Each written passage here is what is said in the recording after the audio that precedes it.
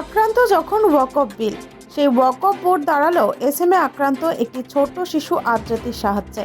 চেতলা মসজিদ থেকে জুম্বা নামাজের পর আদ্রাতির মা সীমা মণ্ডলের হাতে চেক তুলে দিলেন রাজ্যের ভারপ্রাপ্ত মন্ত্রী ও কলকাতার মেয়র এবং চেতলা মসজিদের মোতায়াল্লি ফিরহাদ হাকিম মহাশয়।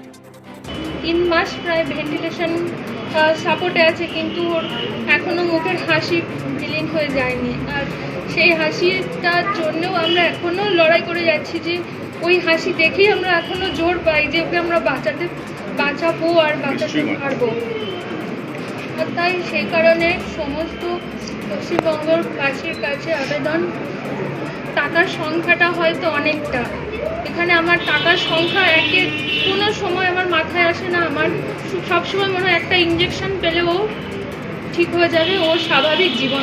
একটা বাচ্চা কখনো হিন্দু মুসলিম বা যে কোনো ধর্মের বাচ্চা বলে মনে হয় না, আমার তো পার্সোনালি আমার মনে হয় না। এটা আমরা সবার প্রথম আমাদের পরিচয়, আমরা মানুষ।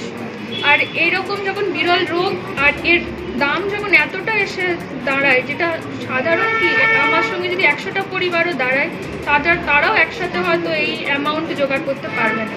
এখানে আমাদের এই ধর্ম, জাত বিচার এইসব কিছু করলে আমার এটাতে আমি সম্মতি নেই যে এখানে ধর্ম বা কোনো কিছু ব্যাপার।